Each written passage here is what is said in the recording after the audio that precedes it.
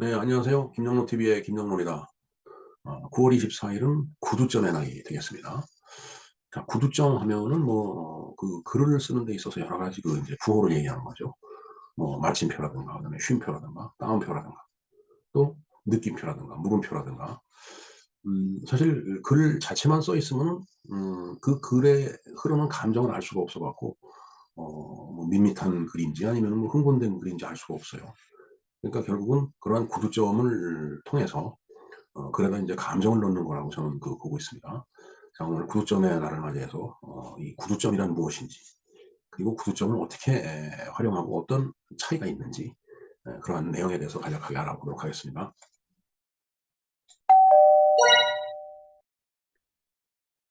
네, 국가 구두점의 날에 대해서 한번 볼까요? 네. 국가 구두점의 날은 미국에서 매년 9월 24일 문장 속의 구두점에 대한 올바른 사용을 촉구하며 이를 기념하는 축하 행사입니다.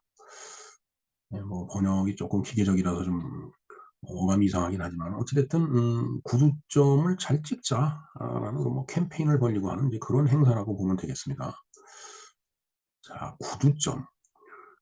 좀 이따 이제 한자로 어떻게 쓰는지 한번 어, 그 한자를 보도록 하겠습니다. 자, 2004년 제프로 러빈이 설립한 내셔널 펑츄에이션 데이 국가 구두점의 날은 여기 설립했다고 그러니까 좀 표현이 좀 어색한데 2004년에 제프 러빈이 이제 국가 구두점의 날을 한번 만들자.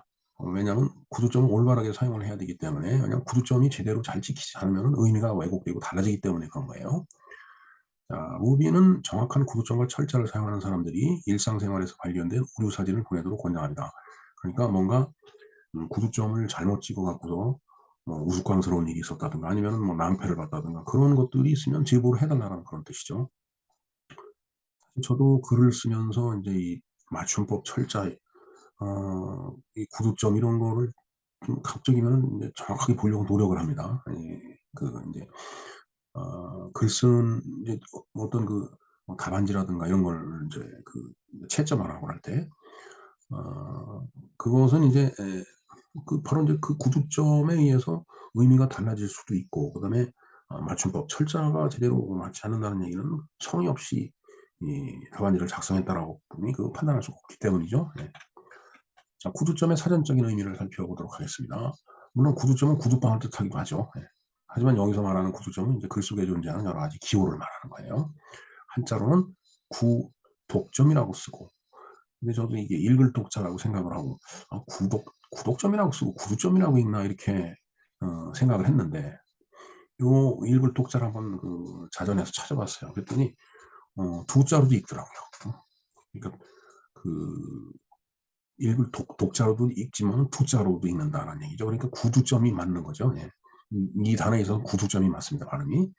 그래서 구두점이라고 이제 발음은 우리가 하고 있죠. 자, 좀 더 자세하게 설명을 하자면 기본 의미로 쉼표와 마침표를 아울러 이르는 말로 글의 뜻을 정확하게 전달하기 위하여 문장의 각 부분에 찍는 여러 가지 부호, 즉 마침표, 네, 점이죠. 그침표. 이게 콜론이 그침표가 되겠습니다. 쉼표, 콤마. 마침표는 피리어드라고 그러죠. 풀스탑이라고도 얘기합니다. 근데 가운데 점은 글쎄요, 뭐 센트럴 포인트라고 그러나요? 가운데 점, 가운데 점 찍는 거죠. 그다음에 머무름표는 이게 세미콜론이 되겠네요. 이게 콜론과 세미콜론 이게 이런 구두점에 의해서 의미가 확 달라진다고 그러더라고요.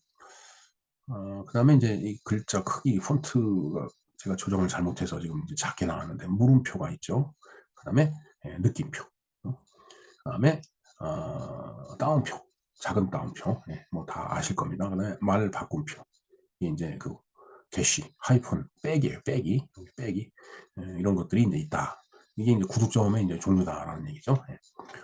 자, 내셔널 펑츄에이션 데이는 미국의 언론과 모든 연령대의 사람들이 필요성을 인정하는 행사로서 전국적으로 기념을 하고 있습니다. 당연히 언론사에서는 필요성을 인정을 하겠죠. 왜냐면 신문 기사를 쓰는데 이런 구두점에 의해서 이제 사람들이 의미를 어 쓴 사람의 의도와 다르게 해석을 하고 그러면은 안 되겠죠. 그렇기 때문에 필요성을 인정하고 있고 또 모든 연령대의 사람들이 그게 필요하다라고 이렇게 인제 얘기를 하고 있는 모양입니다. 이렇게 인제 주목할 만한 그 이제 그 이벤트가 이제 몇 가지 있는데, 미국 내에서 미국 사회에서 인제 이 구두점을 놓고서 인제 어떤 이벤트가 있는지를 한번 이렇게 쭉 나열을 한번 해본 거예요. 자, 폰트 피드는 이것은 뭐 어떤 그 인제 단체를 얘기하는 것 같아요. 타이포그래피라고 하는데 그냥 타이핑도 하고 그래픽도 하고 하는 그런 뭐 테크닉을 인제 뭐 갖고서 이렇게 결집이 된 그런 단체를 폰트 피드라고 얘기를 하는 모양입니다. 네, 인터로뱅의 활성화와 함께 국가 구두점의 날을 인정합니다. 폰트 피드가 국가 구두점의 날 필요하다라고 얘기를 하고 있는 거다라는 얘기죠.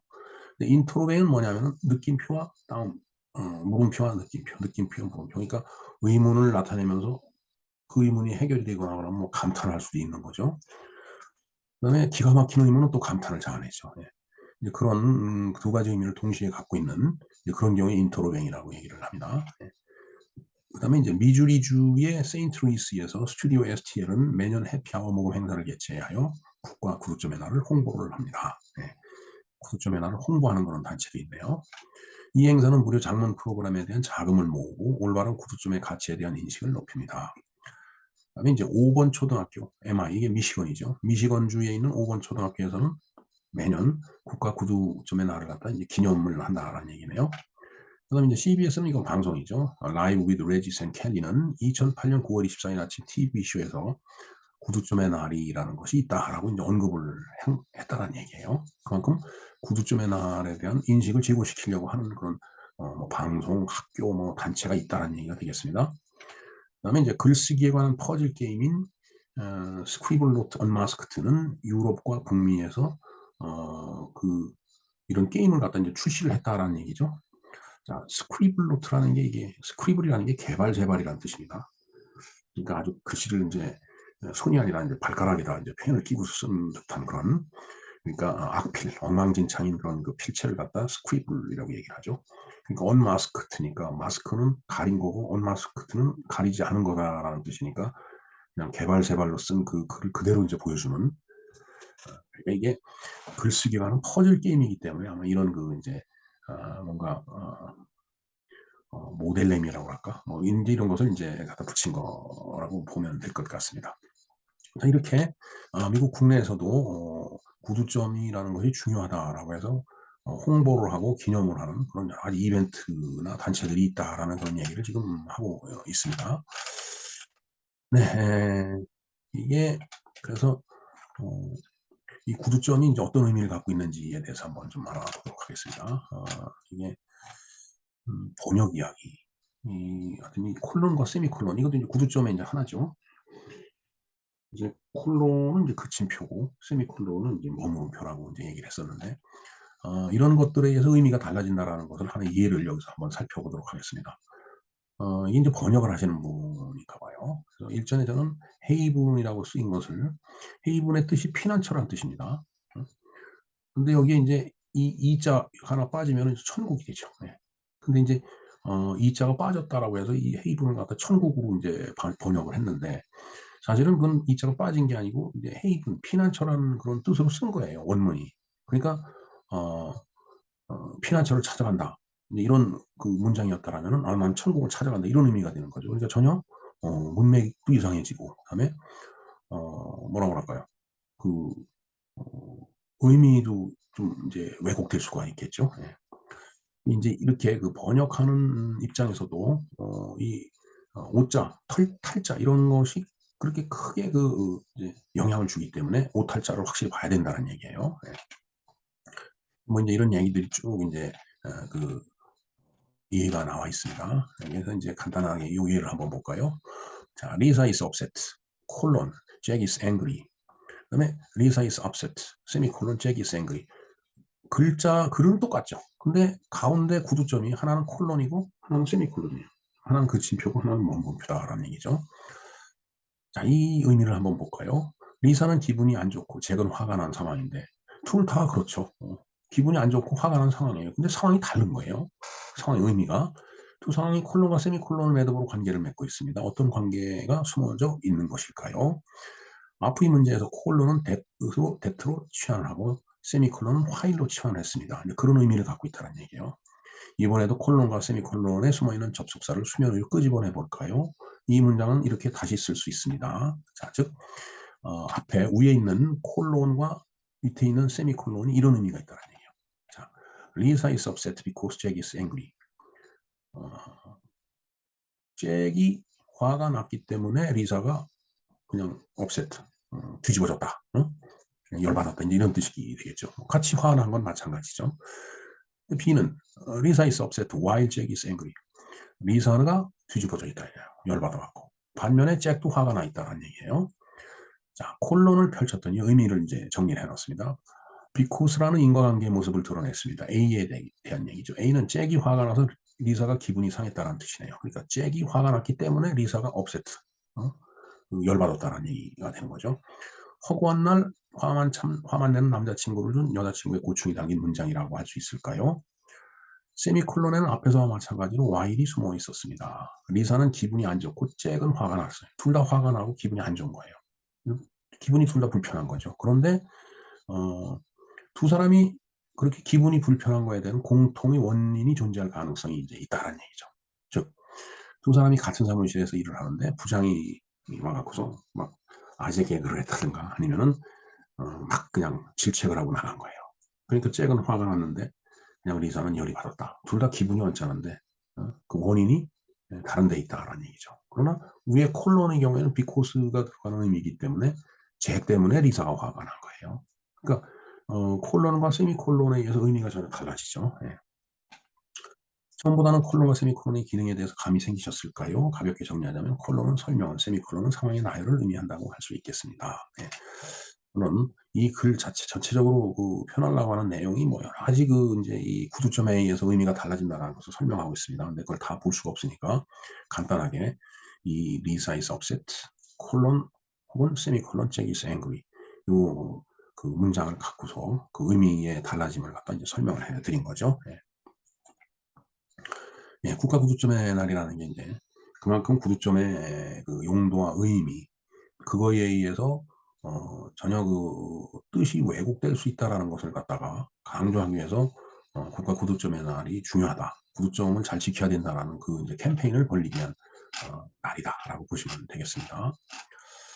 자, 여기에 이제 이제 화가 나는 이제 강아지가 하나 있는데 제가 이제 그 강의를 할 때 학생들한테 이제 시험 문제를 내죠. 근데 이제 학생들이 답안지 제출을 해요. 그런데 보면은 뭐 맞춤법 틀린 뭐 오자 탈자 뭐 그것도 있지만 맞춤법 띄어쓰기라든가 뭐 이런 것들을 제대로 안 지키는 답안지가 상당히 많아요. 그리고 구두점, 그야말로 마침표, 따옴표 이런 것들을 제대로 표기하지 않은 그런 답안지들이 이제 있어요. 그럼 그런 답안지들을 채점하다 보면 막 화가 납니다. 짜증이 나고. 왜냐면은 답안지를 분명히 제출을 했는데, 답을 썼는데 이게 도대체 무슨 의미로 썼는지 그 의미 파악이 잘 안 되는 경우가 있어요. 그러면 이제 채점하는 입장에서는 화가 납니다, 진짜. 짜증이 막 나고. 지금 요 그림에 나와 있는 대로 이렇게 화가 막 나는 그런 경우가 있어요. 혹시 이 영상을 보시는 그 학생분들이 계시면 구두점 사용을 띄어쓰기, 맞춤법 이런 거, 오자 탈자 정말 정확하게 표기를 하는 걸 뭐라 그럴까, 잘 지켜야 된다라는 점을 좀 강조를 드리는 바입니다. 며칠 전에 초등학생들이 쓴 시와 산문을 갖다 이제 뭔가 이제 심사를 한 적이 있었어요. 물론 뭐 그렇게 큰 규모의 심사는 아니었지만 저는 이제 이런 차원에서 이제 이제 채점을 했는데, 사실 초등학생 뭐 이 저학년들이 이제 얼마만큼 이거 할 수 있겠어요? 진짜 완벽하게 할 수가 없겠죠. 분명한 거는. 그러나 채점을 하는 입장에서, 심사하는 입장에서 그런 시각을 갖고 이제 들여다봤어요. 물론 뭐 아직 저학년이기 때문에 이제 완벽하게 할 수 없는데, 그러나 그중에도 이런 것을 정확히 지키면서 글을 쓴 학생들이 있더라고요. 어린 초등학생이고 저학년이지만. 그래서 이것을 뭐 저학년 어리다라고 해서 간과하지 말고 학교에서도 선생님들이 이 구두점에 대해서 명확하게 학생들한테 지침을 주고 교육을 시켜 줘야 되겠다라는 그런 말씀을 좀 드리고 싶습니다.